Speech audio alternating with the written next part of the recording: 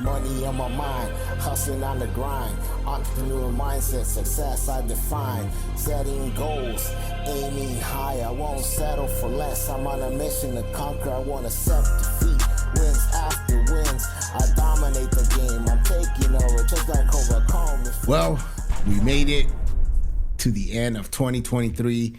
This is actually the last episode, the last podcast episode of 2023. And man, it's kind of a bittersweet moment because I feel that this year there was definitely a lot to talk about. This year was, if I could put words to, or maybe just a word to this year, it would definitely be perseverance. This year tested a lot of people, and I'm not just talking about what's happening in the market, economy, and all that, but in a personal level.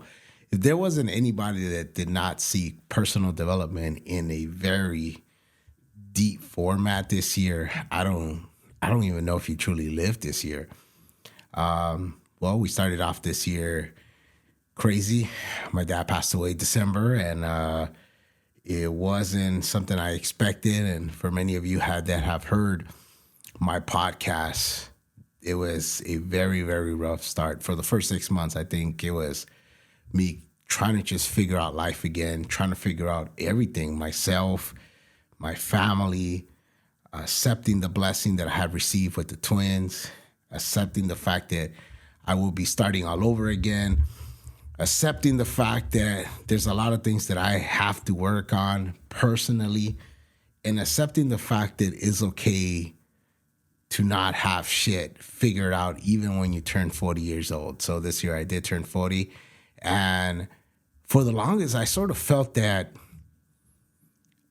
when I turned 40, it was going to be something big. I remember when I was 18, 20 years old, I always said, man, when I become 40 years old, I'm going to be this badass, successful individual, and I'm going to throw this mega party with drinks everywhere, Bacardi fountains, and just kind of like going off the rockets, right, on what the ideal 40th birthday would be.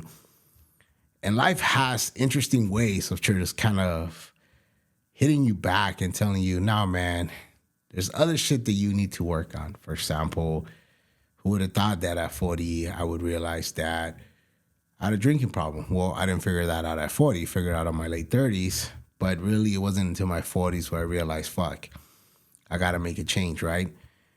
Who would have figured out that at 40, I still didn't have shit figured out like I thought I would? Who would have thought that at 40, I'd be starting all over again with babies, not just one, but two beautiful twins, Kaden and Isabella?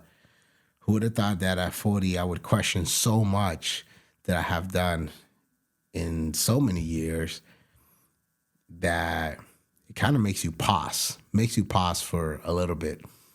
Because, see, the one thing about life is that it happens so fast,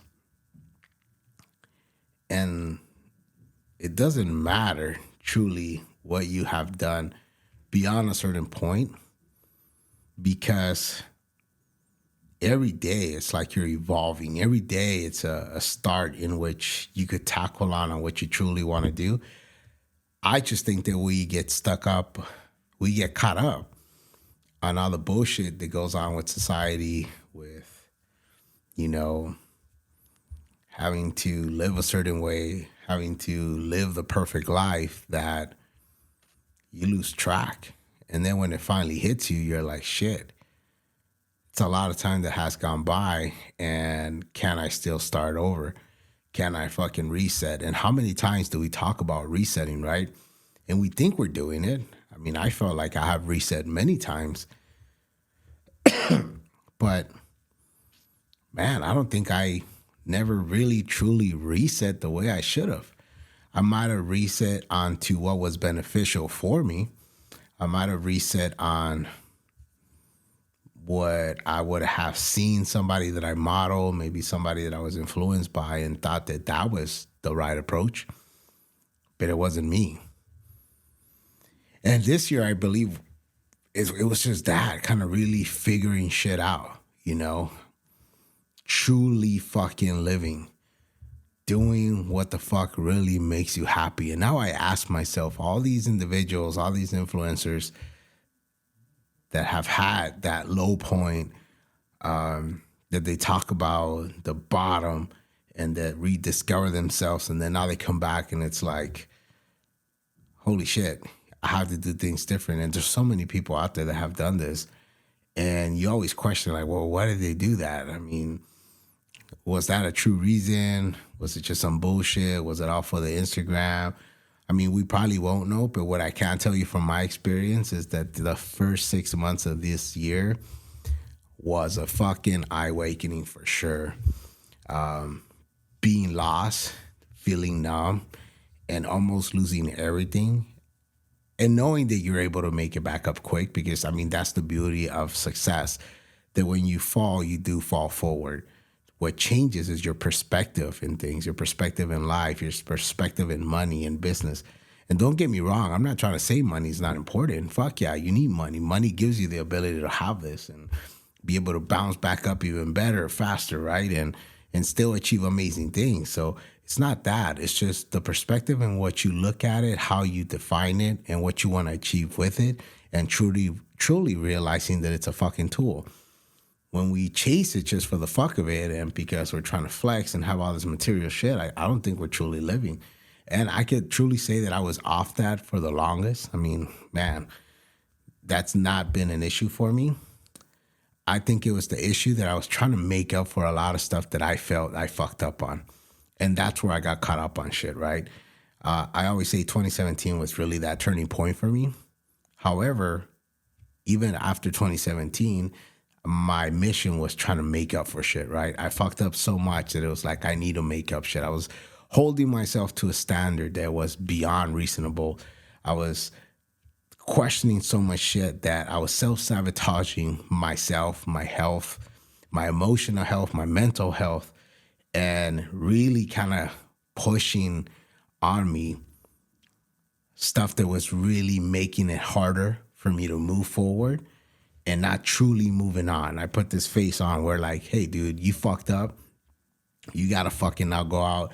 You got to make up for all the shit you did wrong. You owe it to this. You owe it to them. And somehow along the line, I mean, I kind of diverted and just went a little too fucking crazy.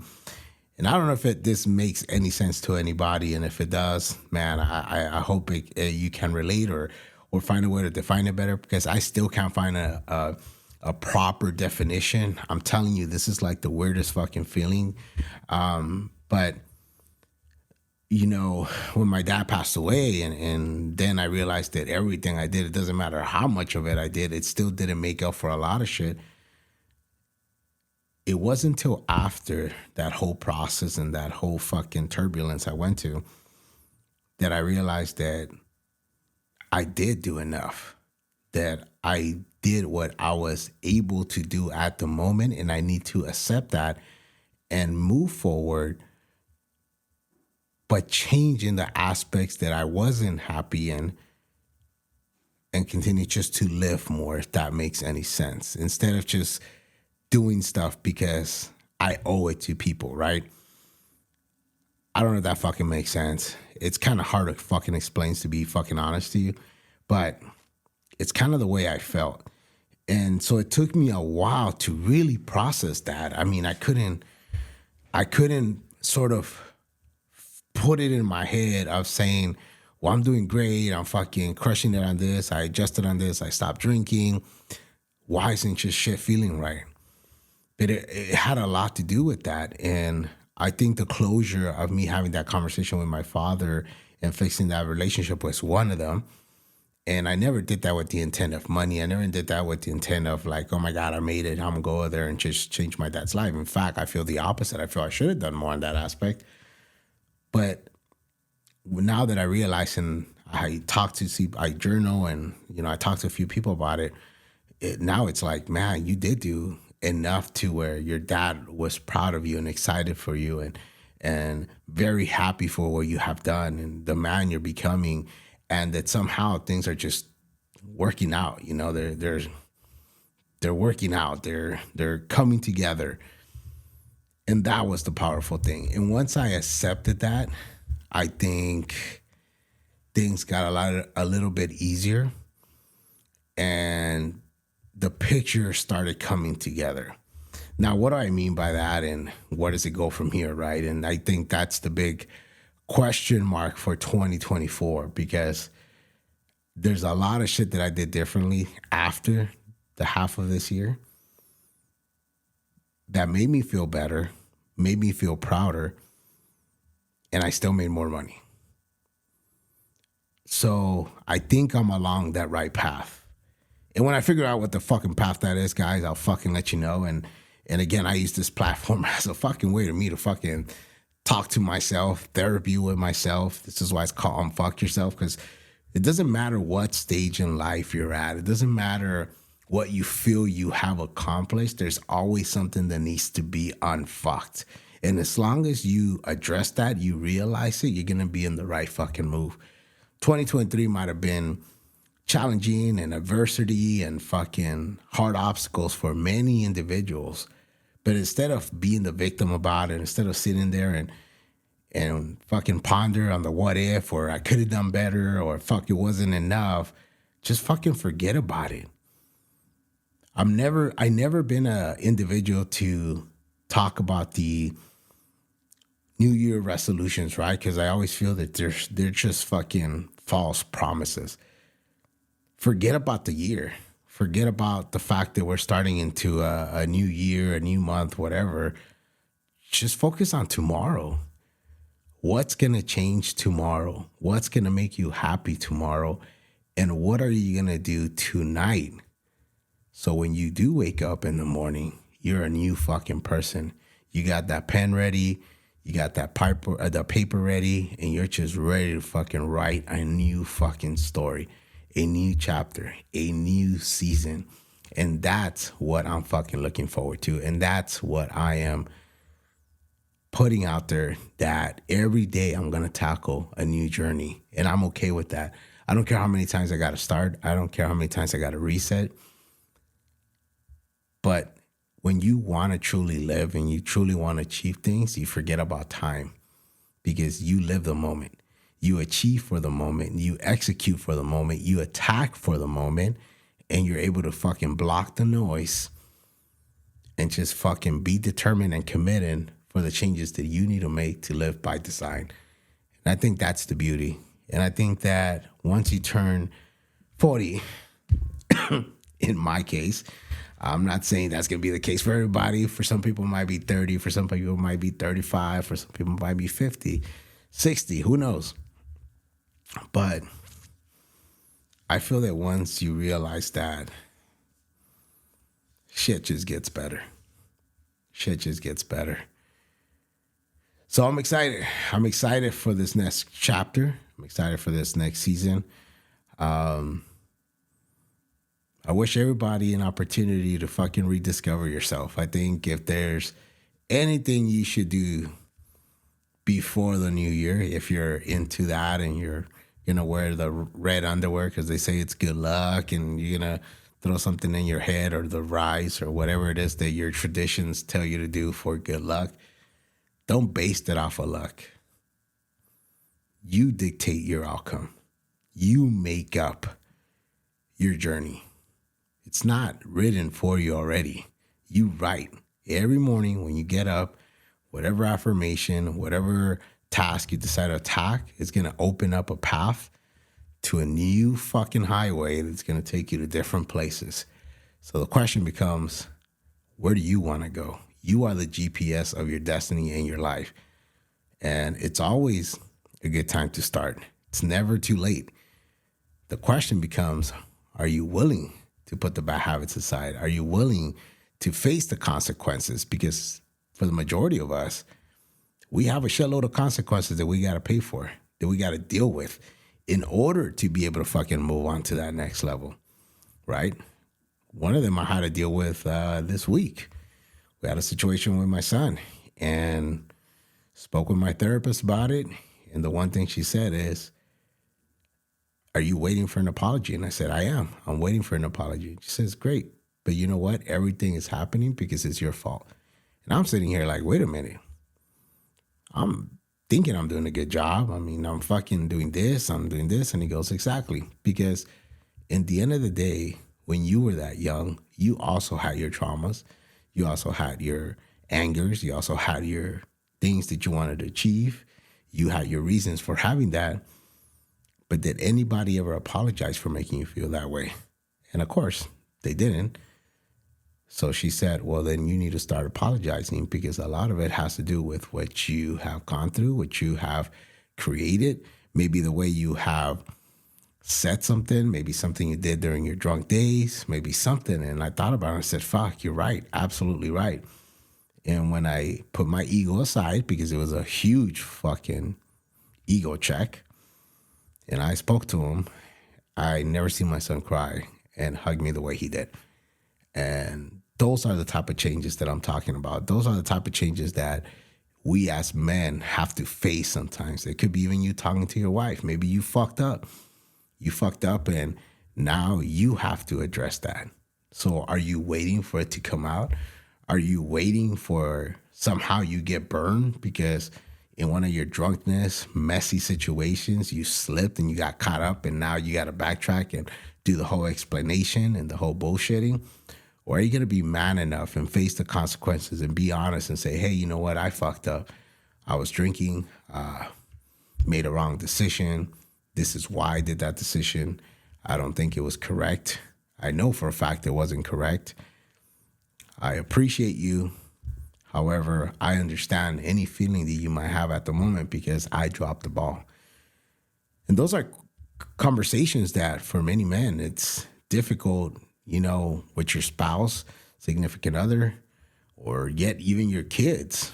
There's a good book that I was reading, forget who it was, where he talks about, it's a Navy SEAL, and he's coming from work, he's angry.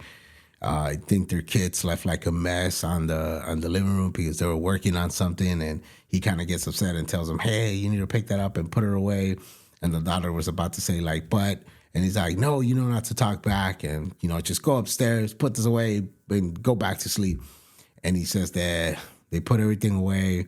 He's tired, takes off his boots, sits down, and is just kind of thinking about it. He's like, man, maybe it was a little too hard, but you know what? In the end of the day, I have to make it a point that, they have to be clean, disciplined.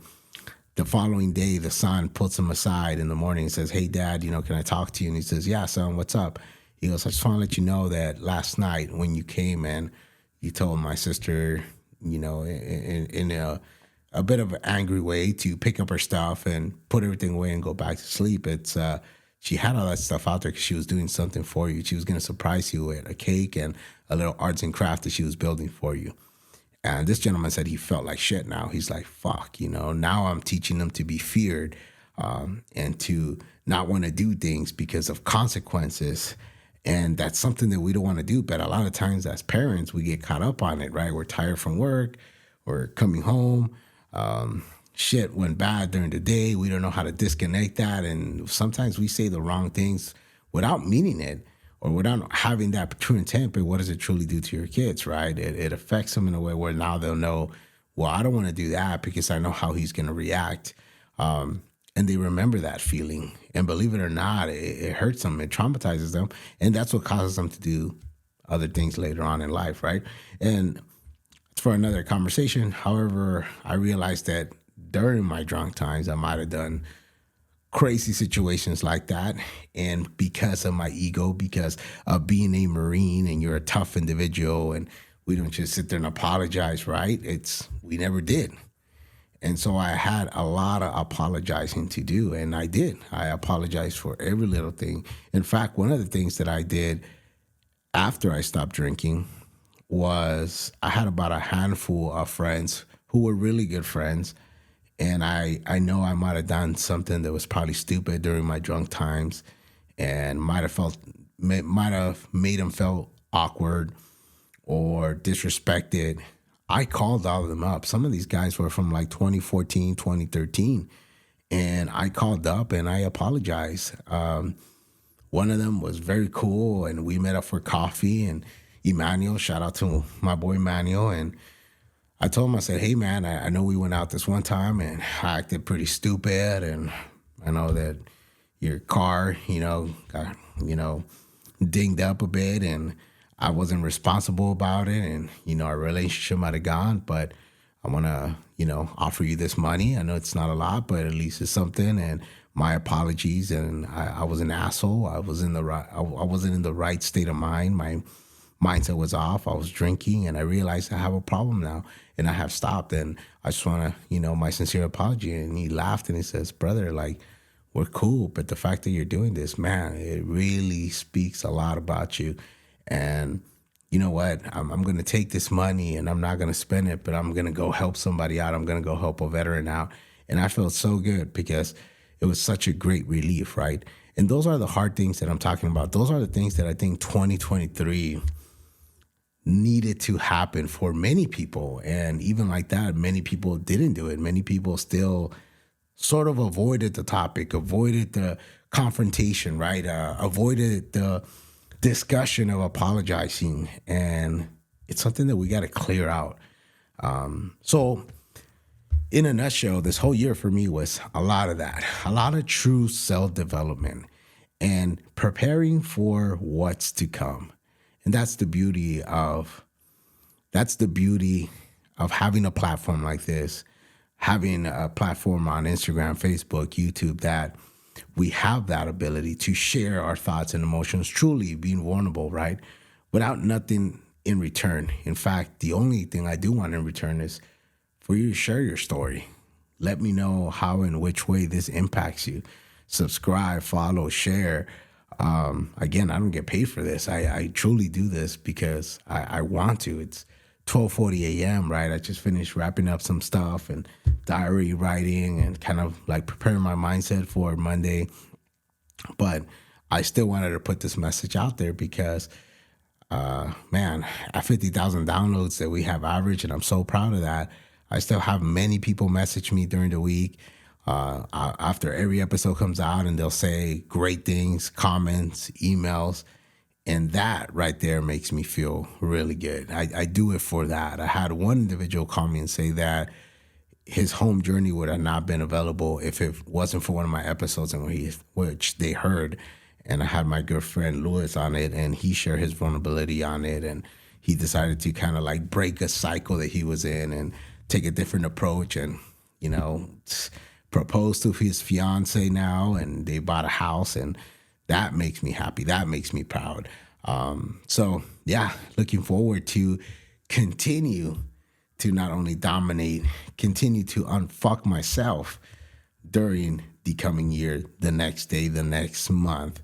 But most importantly is continue to help, continue to give back, continue to not only become a better man, a better husband, a better father, a better friend, a better business owner, but follow in my faith a lot more, which I also think is very important. It's something I believe everybody should do, and that's regardless of what you believe. Just follow some sort of faith. It does keep you grounded, and believe it or not, I do believe that the higher power does answer to you when you truly, truly mean it, when you are truly in the path of right, when you are truly trying to become the best version of yourself.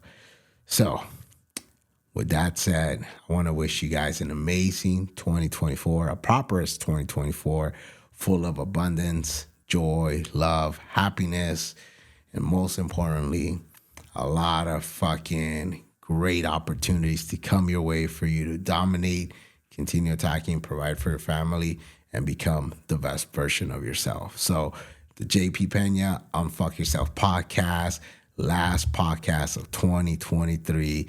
And man, love you guys. Appreciate you guys. Please subscribe, share. Let's start 2024 with a bang, because I got a killer first episode for 2024, and it's going to be fire. So make sure you stay tuned. And if you're going to go out there and celebrate, do it safely. If you're going to drink responsibly. Don't get in trouble. You do not want to be in the back of a car, locked up in jail or anything like that, or disrespecting anybody. Welcome this year with open arms, with a great heart, and continue to love and spread that around. So Happy New Year's from the JP team. Unfuck Yourself podcast. Let's fucking go.